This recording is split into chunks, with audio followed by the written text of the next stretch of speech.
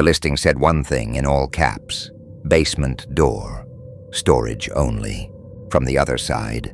And then my phone lit up with a message from the host. Host, do not go down there. Let me back up. I'm Mason, freelance editor.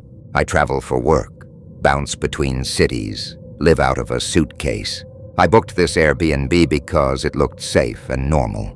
Quiet neighborhood, great lighting, clean reviews. That phrase kept showing up. Quiet nights. Like everyone was trying to convince themselves, and something else stood out. Nobody stayed longer than 2 days.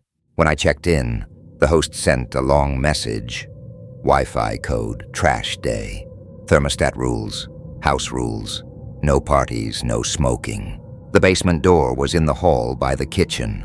Fresh paint, new padlock, and a thin strip of tape across the crack, like someone wanted to know if it moved. That tape bothered me more than the lock.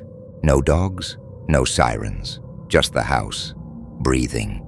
I fell asleep thinking I'd finally found a calm place to work.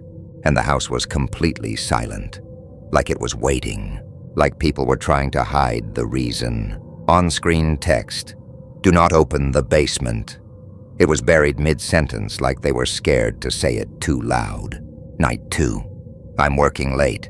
I'm in the living room, headphones on, editing audio. I feel it more than hear it. The sound comes from the hallway, from the basement door, and the tape. The tape was lifted at one corner, like you do in movies. I expected pipes, rats, old house noises. The host messaged me, everything okay? Quiet night? That exact phrase, quiet night. Like they all said it on purpose. Do not open the basement door. I stared at that message, because I didn't say basement. I didn't mention a door. And then came the second message. Host, if you hear knocking, ignore it. That's when the knocking started for real.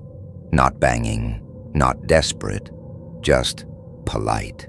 And the moment I stepped back, it stopped, like it knew I moved. Then from inside the basement door, I heard my own voice. It whispered my name the way my mom says it. Soft, familiar, wrong. I wanted to leave, but I needed proof that I wasn't losing it. I searched the property online. Not the listing, public records. Anyone else noticed the short stays at that rental? Then the poster added one line that made my stomach drop. The basement door used to be open at 11:52 p.m. again.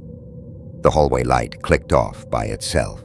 I stood in the dark with my phone flashlight, aimed at that door. The tape was still there. But my mark didn't line up anymore. Liar. The house doesn't knock for boxes. Listen carefully. If it speaks in a voice you recognize, do not answer. Like if you said the right words, you could leave without it following you. It was 11:52 p.m. The app wanted a review early, while I was still checked in. The knocking got closer. It was surrounding me, and the basement door handle moved. Just once. I opened the front door, and it wouldn't move past 6 inches, like there was a chain I couldn't see. My phone buzzed again. Write the review. I didn't understand until I heard it behind me. The tape ripped by itself. Long, careful, like a hand peeling it. So I did the only thing that made sense in that moment. The knocking stopped. The pressure vanished. The front door swung open like it was never stuck. I didn't even lock the door. I got in my car and drove until the city lights came back. The next morning, Airbnb sent the thanks for your review email. But the weird part wasn't that. The weird part was my review wasn't visible. It didn't show quiet nights. It showed a longer review, a full paragraph. Quiet nights. Great host. Basement door is storage only. Do not open. And at the end, one line I swear I didn't type. I left early. Thank you for keeping it quiet. And that's when I realized the reviews aren't for other guests.